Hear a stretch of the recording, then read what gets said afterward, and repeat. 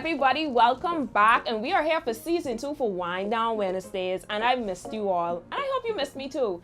And during that time, I've got some more tea, some more stories, and guess what? I've got more wisdom, not just from women, but actually men this time. So we're going to start off this first episode with a bang. And the reason that I choose this episode to be the first one is because we are actually finally going back to normal after quarantine. So we're in our post-COVID, basically getting back to the normal life. And with that being said, many of you picked up entanglements over the quarantine because we were bored. It's fine. Nobody's judging. This is a judge-free zone. So with that being said, I just want to introduce you guys to the book that we're going to be starting off this season with, and I'm so excited because I love this book. I've read this book like 3 times, and that's going to be You Are a Badass by Jen Sincero. So the reason that I picked it is because, last season we had a lot of self-help books. We had books that were helping us build our confidence, but then this season here, we're going to emerge into the level of people that we are supposed to be. So we're going to leave the past behind, we're going to move forward, and then we're also going to shake a lot of bad habits this season. So if you're ready, get your wine glasses. I have mine. We may need 2 for this episode. We may need 2. Because I know I'm going to step on a lot of toes with this episode because many of us know about what we call our sneaky links. Many of us have entanglements, and, sadly, many of us have people mind. So we're just going to move forward and we're going to figure out how we're going to get into healthy relationships this season. So the first question I have is, who's in the wrong? You, the man, or the side chick? Now I know this is a topic that's really controversial because a lot of times we basically tell everybody, okay, personally, I do not like to be wrong. I don't. I know you don't like to be wrong, but the fact still remains, like, we have to look at the facts on the table, and the main thing that we have to look at is who is affected the most. And most of the times, it's us ladies. Every single time, whether we are at the side perspective or we are at the main girl perspective, we are still affected the most. Believe this, men are rarely affected by what's going on. This is why when we watch popular, culture episodes, where we see like the main chick and then the side chick getting like whatever quarrel, you don't notice that the man is always to the side. Like, he doesn't know who to choose because he knows he's going to offend one. And at the end of the day, he doesn't make that decision right there and then because he plans on talking to both of you. This is why I said that women, we are affected the most when we try to cast blame either on the main chick or we try to cast blame on the side chick. We never cast blame on the man. But not all the time the man is in the wrong. Now, I know all of you have heard the song from Senjia. Did I pronounce that right? She has a funny name, right? But still, we all heard the song Side Chick. Let me tell you now a little story. Me have a man, why have a woman when don't know about me. Boy, me know a she, but she don't know me. The body make me happy, do me not own it. This is the original Side Chick song. Be open on my feelings for your next girl, man. Me know it wrong, but it never plan. Normally me a wife, me no whole side bitch position. And she was calling her friends, and she is basically telling her friends, she has a man, she knows he has a woman, and they don't know about each other. Now, there are some very obedient side chicks out there. And the reason that they are obedient because they know that whatever they're doing with that man comes with benefits. Like I said, it is always one female party that's going to be affected more than the other. Most of the times, it's the side chick or the man. Now, in that situation where you know about the main chick, side chick, you are to blame. If the main chick doesn't know about you, you are to blame. Now, main chick, let me tell you when you are in the wrong. You are in the wrong when you know the man cheating. You know he has sides, but you still don't leave. Think about it. Most of the times we get so angry, we fight the side chick as the man. And guess what? I have a whole story time. And guess what? When I actually told my friends this story, they said, Joe, you too passive. That's what they said. They're like, Joe, you too passive. And I'm like, why am I so passive? And they was like, the side chick came looking for you. Mind you, I'm not going to mention her name. I'm sure she's doing better in life now. Because I am. And you know what? It all started on a Saturday evening. And me and my significant other at the time, we were driving. and we were coming from somewhere. And then I noticed that this car was like following behind us. So I didn't think about it until we reached closer to our destination where we were going. And then I noticed that he started to divert. Like, rather than taking the normal route home, he started to go elsewhere. So I said, okay, all right. He probably going to see one of his boys, Okay. I noticed that we were going in circles at this point and the car was still following us. And I was like, do you know that person who was in the back? Me being very green at the time. I'm like, do you know who that is in the back? There's somebody following us, And he's like, no, that nobody. That's what he said, right? Until this person became really aggressive. And they tried to literally hit the car off the road. And I'm inside, I'm in the passenger seat, right? And he is there. He is so calm. Remember, I tell you, most of the time, the man is never affected by the situation. He was very, very calm. So I said, okay, we just almost get knocked off the road. You're telling me that you don't know who this is. And then she literally starts to put her hand on the car and wave stop. She was on side us. It was almost like a Fast and Furious moment. She's on side us. I'm on the passenger side because she's driving a left-hand. That was a left-hand? Yes. She was driving a left-hand car and he has a right-hand car. So me and her was face to face. And she's like, stop this car, stop this car. So I'm like, stop the car, stop the car. I'm telling her to stop the car. So we finally stopped the car. And guess who? And she jumps out. Very aggressive. And I'm like, oh my, I'm like, oh my. Because it's very shocking. And he was still calm. Guys, he was still calm through this whole thing, right? And she jumps out the car and said, I can't believe you. This is what you doing? I've been calling your phone all day. You wasn't answering. And then I looked at his phone and then you know what I noticed? His phone was off. So she starts to get at me. Mind you, I didn't even walk on the other side of the car because she was now face to face with him. And I was on the other side and I'm just standing up there, right? And then she just jumps out the car and you know what she says? She's like, this who you choose? But you just tell me the day to work that you was going to talk to your mommy. Your mommy? When he said that, your mommy? I was like, your mother would... How are you... It was just okay. And then I just let her continue. Mind you, I was not angry.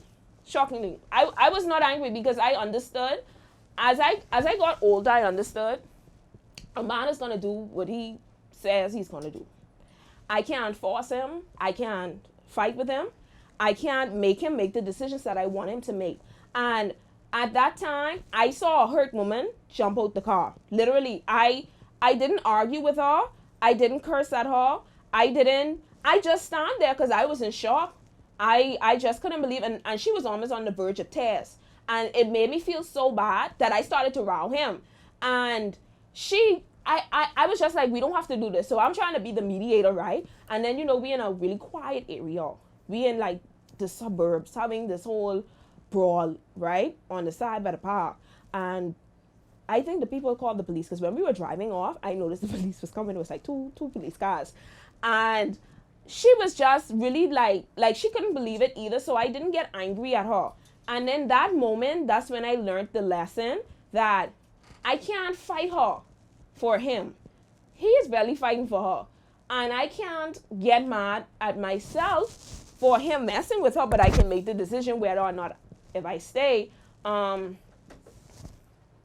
did stay. But I'm not there anymore, but I did stay. I'm not perfect. I did stay, but I did understand that I was dealing with a hurt woman. And if I would have just lashed out at her, we probably would have never come to any resolution on the park. And after she saw I just was not on that run, she just said, you know what? I'm going. Don't talk to me ever again. You decide what it is that you want to do. You've already made your decision. And then when we got in the car, it was on. It was on. And I was like, you are a narcissistic a-hole. And I said, you see what you did to that woman? You made her so much promises. And guess what, guys? No emotion. None. He did not care. As far as he's concerned, the dynamics of the situation never changed. You in the car with me. She going where she had to go. And if I call her, she's coming back. And I just don't care. This is why when you have to look at the situation at hand and you're trying to figure out who is in the wrong. And that's why I tend not to get into Facebook disputes between the man, the wife, the woman, whatever you want to call them. I don't get into it because there's always two sides to the story. Never listen to the man's side. Listen to the mean side and the side. Stop listening to the mean side and the side. That's funny. But yeah, you listen to both of their sides because you don't know what that man is saying behind closed doors to each of those ladies. You don't know.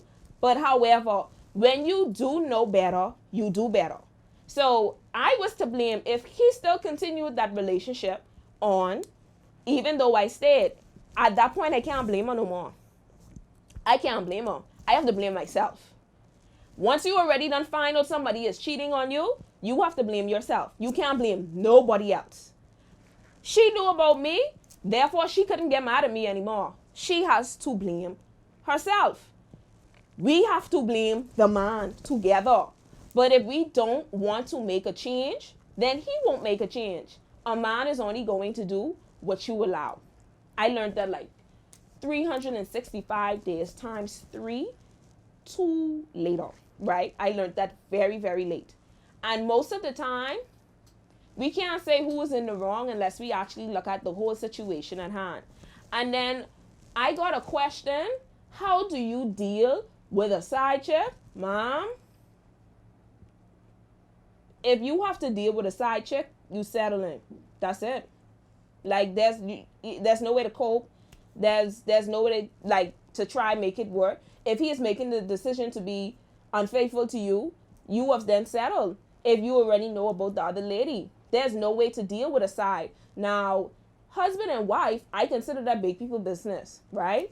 And when it comes to husband and wife, mom, you need to go pray. That's what you have to do. You have to go pray. Because that contract which you made with that man was before God. That wasn't before the therapist. That wasn't before your friends, sister, brother, mother, daddy. You need to go before God. Because whatever it is that's not keeping your man home, let us just pray he ain't fixed. Whatever it is that ain't keeping your man home, you need to ask God to reveal to you. That's big people business. You shouldn't even be trying to figure out how to get your husband to stay home. That's something that you have to go before God for. Ask him for discernment. Ask him what he needs you to do. And if he tells you to leave, then leave. But don't listen to other people. That's something you have to go before God for.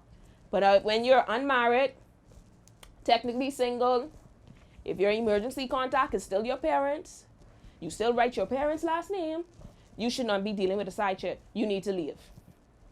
You shouldn't be trying to fight and figure out who is the man and who is the side. As far as I'm concerned, we both share a man. So we need to both leave.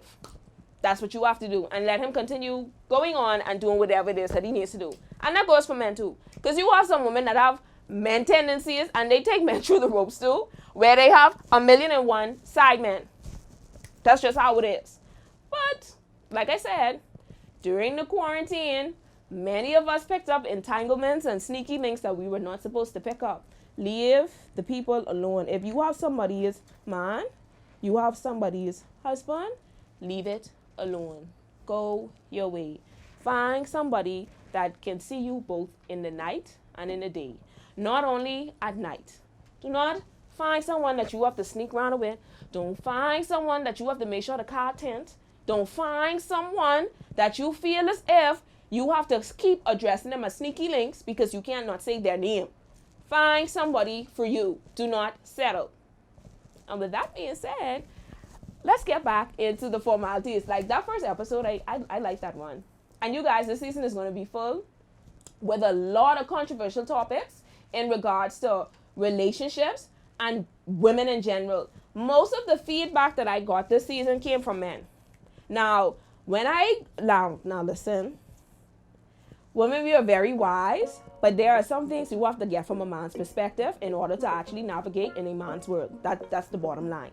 And a lot of the topics, I wanted to hear a man's perspective, and it actually opened my eyes to a lot of things. So don't feel offended. I was offended too, because a man told me, you were wrong. You knew about the side girl, you can't get mad at her, and that hurt my feelings. That really did. But it's the honest truth. And that's why you need to read the book. You are a badass, because then you won't settle for anything. Like that book, Jen's scenario really empowered you in that book. That's why I recommend that you read it. And I just don't put these books out there just to say we put books out there. I put this for you to read and for you to see exactly where I get my perspectives from as well. So, yeah. Thank you guys for tuning in to the first episode of Wind Down Wednesdays. And I'm looking forward to seeing you on episode 2.